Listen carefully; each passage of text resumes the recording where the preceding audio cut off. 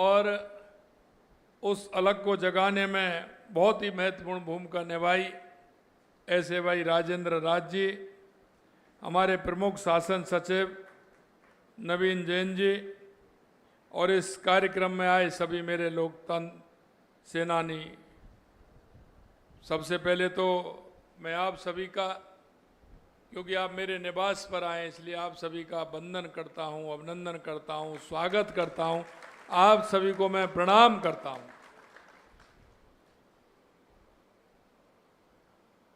मेरे मन में एक विषय आया था और वो विषय ऐसा था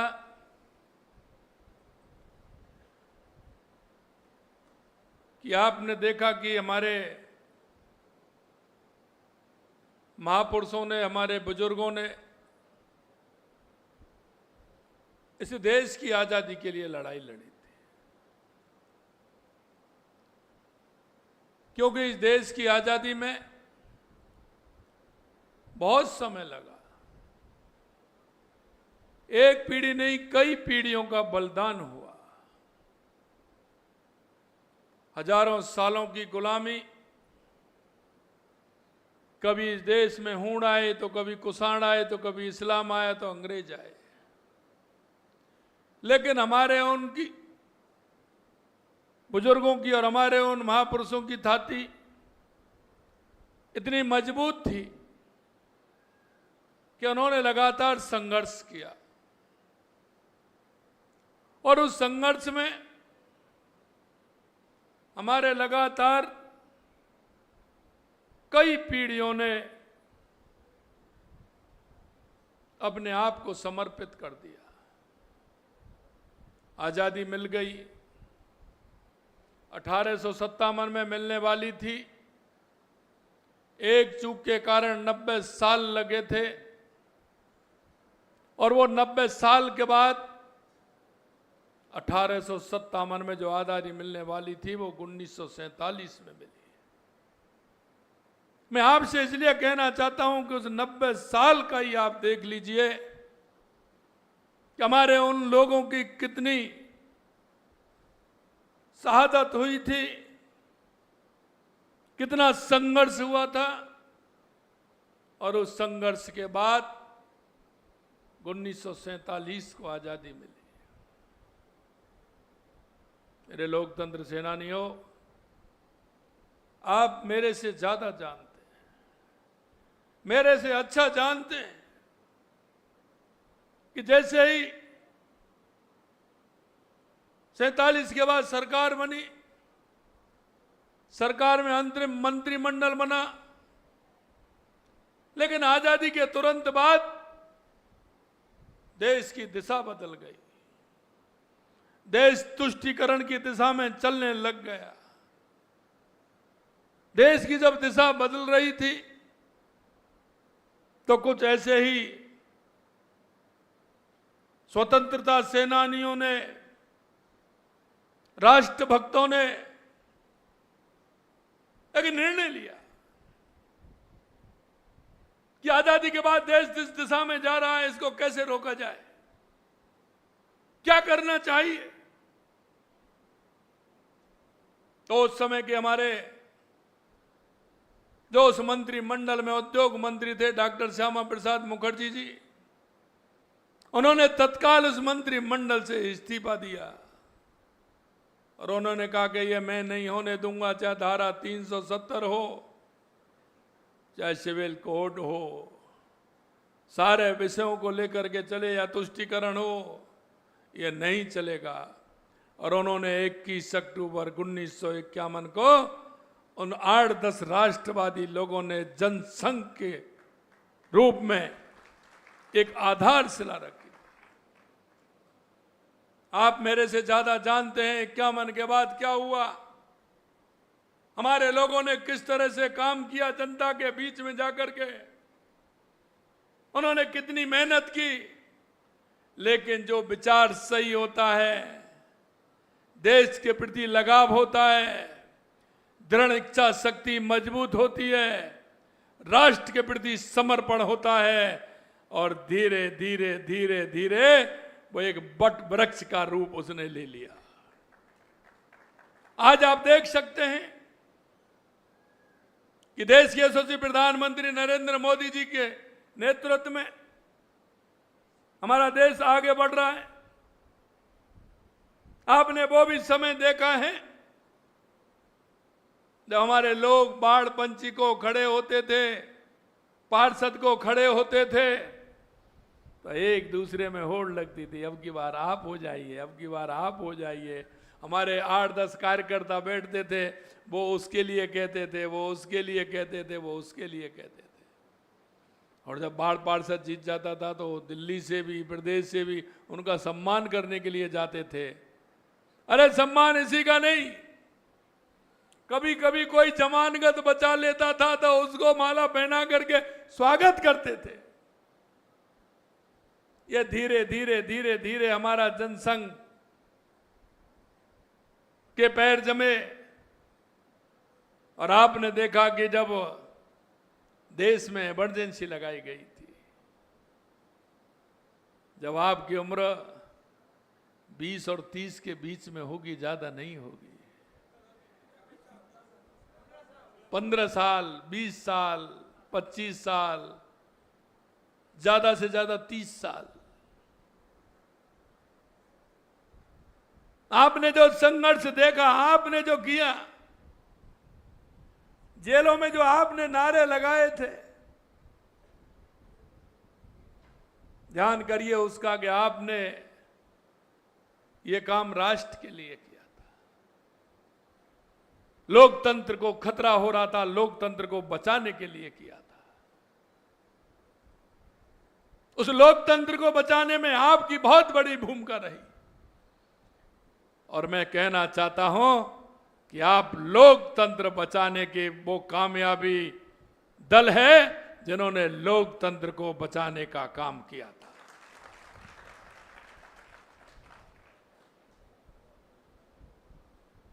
आप सब उस मुहिम में लगे थे और धीरे धीरे आपकी वो तपस्या, आपकी वो मेहनत, आपने जो उस पेड़ में पानी दिया था, धीरे धीरे धीरे धीरे बट वृक्ष बन गया। जब मेरी चर्चा हो रही थी राजेंद्र जी से, राजेंद्र राज जी से, और जब मैंने गोपाल जी को बुलाया, अध्यक्ष जी को बुलाया, बातचीत हुई, क्योंकि आप देख रहे कि आज जिस तरह की परिस्थिति बन रही है, देश के यशस्वी प्रधानमंत्री नरेंद्र मोदी जी के नेतृत्व में हमारा देश आगे बढ़ रहा है। स्वामी विवेकानंद जी ने तो 1893 में कहा था 21वीं सदी भारत की होगी, उसके अगर कोई प्रमुख स्तंभ है तो हमारे लोकतंत्र सेनानी है।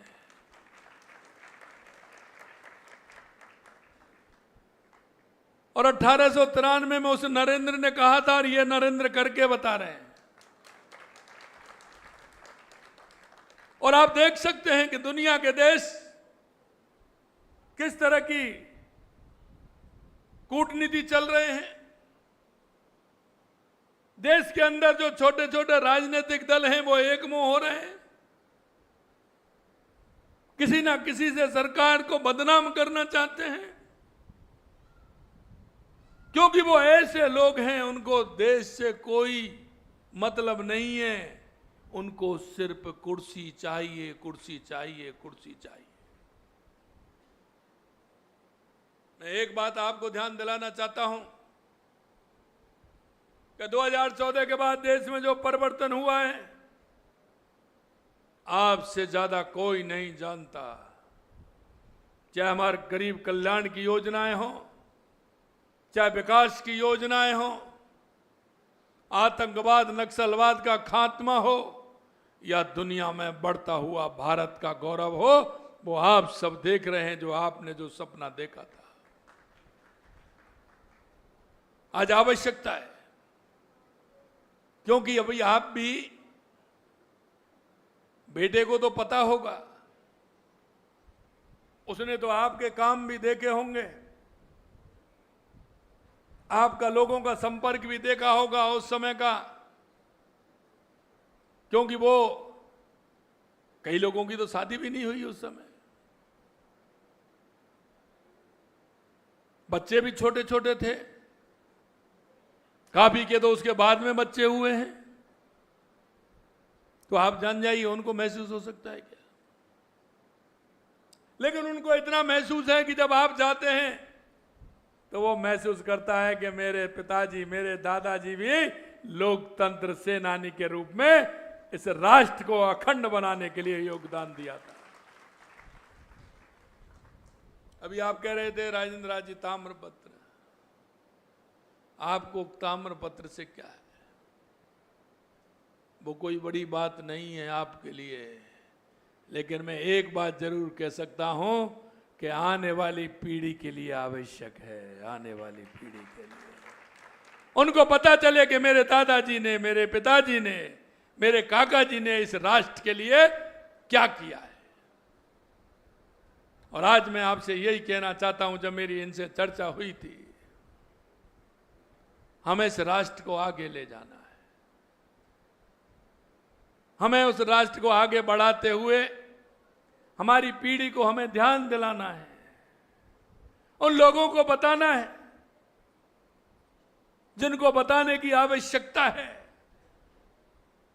जो उस बात को समझ सके कि इस लोकतंत्र को मजबूत कैसे किया गया है, इस राष्ट्र को मजबूत करने में हमारा क्या योगदान रहा है।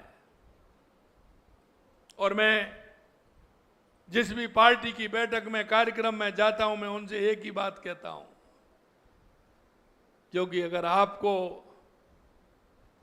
पार्टी में काम करने की, राष्ट्र के प्रति प्रेम की, समाज के प्रति संवेदनाओं की अगर चर्चा करनी है तो आप लोकतंत्र सेनानियों के पास घंटे आध घंटा बैठिए, उनसे सीखिए। लेकिन कुछ बात ऐसी होती है कि अगर सीखने नहीं आए तो हमें भी सिखानी होंगी, क्योंकि हमारे राष्ट्र को मजबूती की राह पर हमें ले जाना होगा।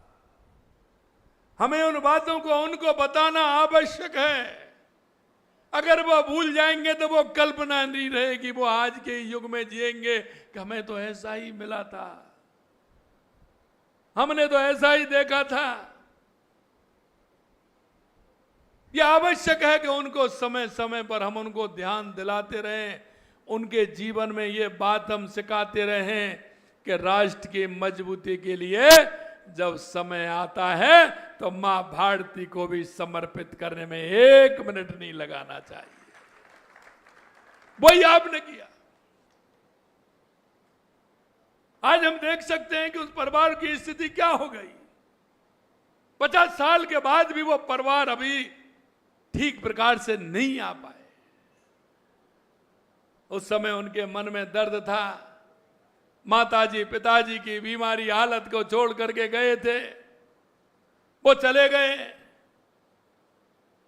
परिवार में किस तरह का होना चाहिए हम कुछ नहीं कर पाए। 19 महीने, 18 महीने, 21 महीने बहुत होते हैं।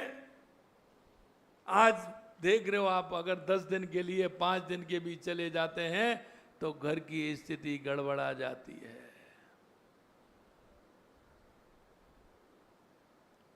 मेरे लोकतंत्र सेनानियों में आपसे यही अपील करने के लिए आज आपको मैंने बुलाया है कि कुछ बात लोग सीखने के लिए आते हैं, उनको सिखाना है, लेकिन कुछ को हमें जाकर के भी बताना है। और आज देश की जो स्थिति चल रही है, सारे लोग जो नेगेटिव थे वो एक कहीं ना कहीं किसी ना किसी विषय को रखते हैं। और मैं आपसे एक बात भी और कहना चाहता हूं, क्योंकि आपने इसकी नींव रखी है, नींव को मजबूत किया है, लोकतंत्र को भी मजबूत किया है, जनसंघ को मजबूत किया है, भाजपा को भी मजबूत किया है। मैं आपसे इतना ही आग्रह करना चाहता हूं कि आप पड़ोसी राज्यों की तरफ देख लो, चाहे वो गुजरात हो, हम 6ठी 7वीं बार आ रहे हैं, मध्य प्रदेश हो 5वीं बार आ रहे हैं, 6ठी बार आ रहे हैं, उत्तर प्रदेश में 3री बार आ रहे हैं, हरियाणा में फिर 4थी बार आएंगे, राजस्थान में क्यों नहीं? क्या राजस्थान का हमारा लोकतंत्र सेनानी या हमारा कार्यकर्ता कोई कमजोरी की स्थिति में है?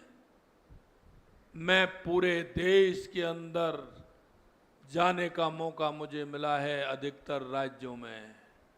मैंने राजस्थान के जैसे समर्पित कार्यकर्ता के रूप में, लोकतंत्र सेनानी के रूप में या कार्यकर्ता के रूप में 2, 3, 4 प्रदेशों में होंगे, कहीं नहीं होंगे इतने समर्पित कार्यकर्ता। मेरा आपसे इतना ही आग्रह है कि ऐसे कार्यकर्ता जो आए हैं उनको दिशा देने का काम आपको करना है। आपको कुछ नहीं करना, आपका जहां भी आपको अलॉट हुआ है, मेरे को जैसे बताया है, जहां भी आपको जाना है, दिन में 10 जगह, 15 जगह, 20 जगह चिन्हित करके हमें बैठना है। हमारे जो लोग अपने हैं उनकी ताकत देना है, उनको बूस्टअप करना है, और जो गलत धार में जा रहे हैं उनको बताना है कि इस राष्ट्र का भला कहां हो सकता है, कैसे हो सकता है, कौन कर सकता है। अगर हम जब जाएंगे 10, 20, 25 जगह हम वहां बैठेंगे तो एक माहौल उनके उसमें आएगा। आप बुला करके छोटे छोटे 4-4, 5-5 लोगों में बैठे, सिंगल परिवार में बैठे, वहां उन लोगों के पास जाएं। आज जो काम कर रहा है उस काम को वो इतना मान रहे हैं, जो भी काम मिला है उसको ये मान रहे हैं हम तो बहुत बड़ा काम कर रहे हैं। उनको भी बताओ कि भैया ये काम कर रहे हो लेकिन इससे ज्यादा तो हम कर रहे हैं, हमने किया है, इतने को ही इतना मत बनाइए। इसको और ज्यादा मजबूती के साथ उन लोगों को खड़ा करना है। हमको एक अलग जगाने का काम हमको करना है कि हम हमारे राष्ट्र को कैसे आगे ले जाएं देश के यशस्वी प्रधानमंत्री नरेंद्र मोदी जी के रूप में। आप देख रहे हैं कि अगर हम देश की अर्थव्यवस्था की बात करें तो 11वें पायदान पर थी, आज 4थे पायदान पर आ गई। आने वाले समय में हम दुनिया की 3री आर्थिक शक्ति बनने वाले हैं। और मैं आपको कहना चाहता हूं, जब आजादी के 100 साल होंगे, हमारा देश दुनिया का पहले नंबर का देश होगा, पहले नंबर का देश होगा। दुनिया के देश आज भारत की तरफ देख रहे हैं, भारत के पीछे वो चलना चाहते हैं। हर जगह आप देख रहे हैं वहां हमारे प्रधानमंत्री जा रहे हैं, किस उत्साह के साथ, उमंग के साथ उनका स्वागत होता है, उनका अभिनंदन होता है। दुनिया के बड़े बड़े देश नहीं कर पाए जो हमारे माननीय प्रधानमंत्री जी ने किया है। ये हमारी धाती है। हमारे पूर्वजों जो सपने देखे थे उसको हम पूरा करने का काम करेंगे।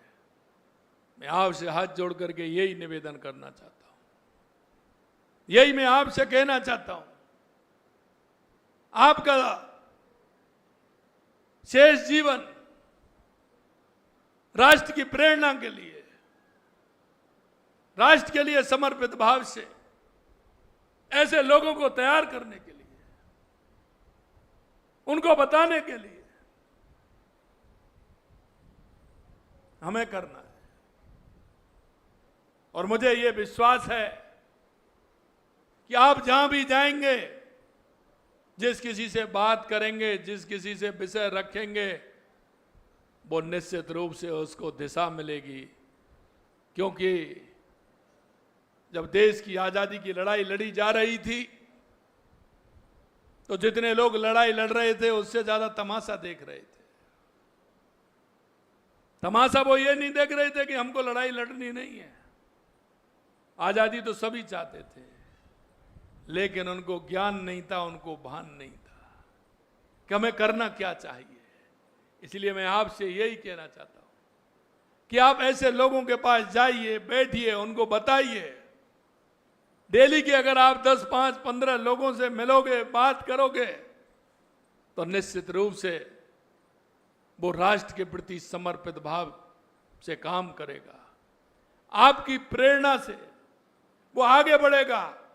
और मैं एक बात और बता देना चाहता हूं जीवन भर वो आपको नहीं भूलेगा। वो कहेगा कि मेरे पास वो लोकतंत्र सेनानी आए थे, उन्होंने मेरे को ये बताया था, उस दिन से मेरा हृदय परिवर्तन हो गया। मैं राष्ट्र के प्रति काम करूंगा, समाज के साथ संवेदना के साथ मैं काम करूंगा।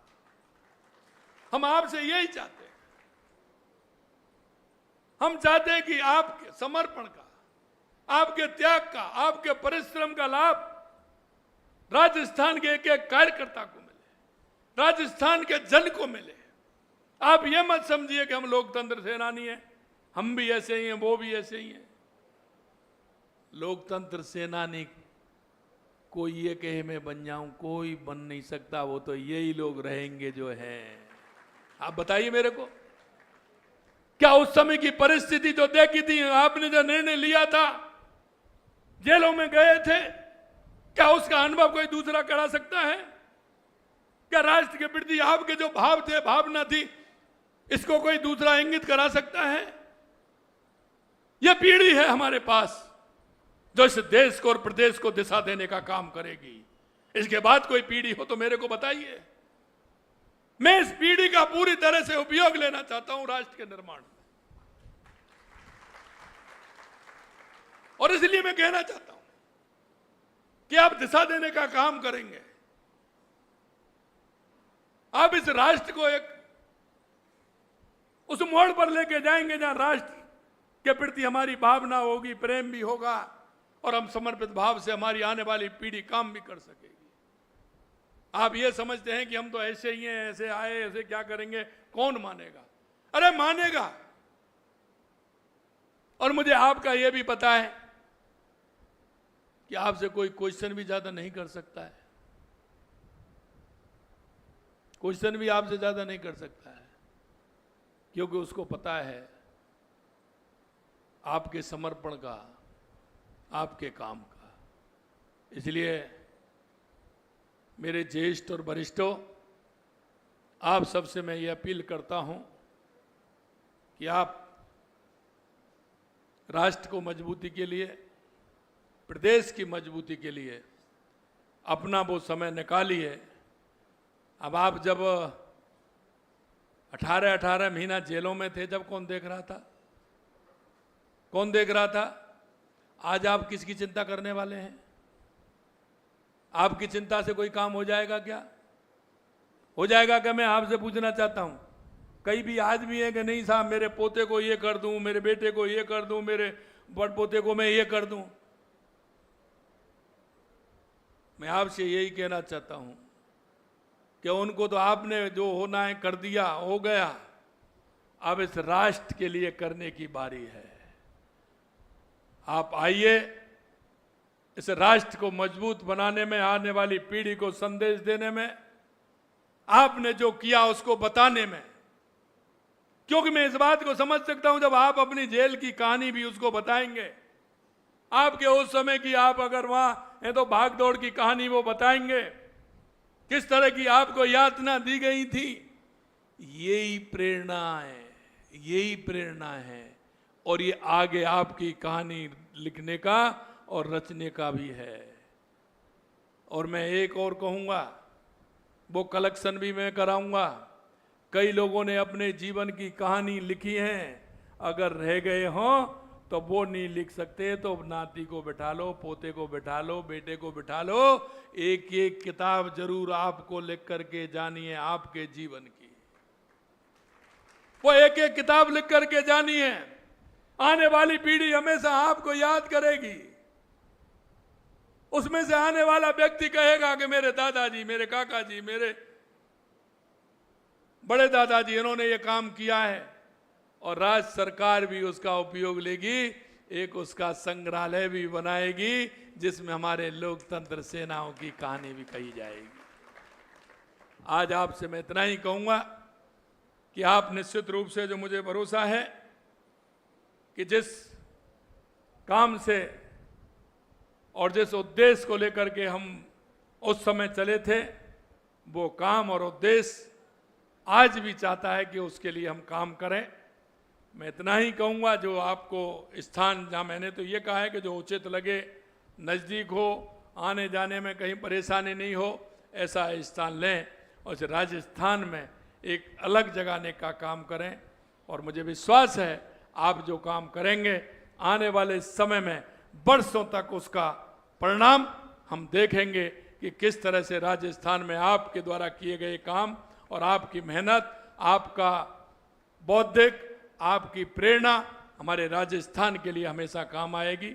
आप सभी यहाँ आए हैं, पुनः आप सभी का मेरे निवास पर आने पर बहुत बहुत स्वागत, बहुत बहुत अभिनंदन। जय हिंद, जय भारत, जय राजस्थान।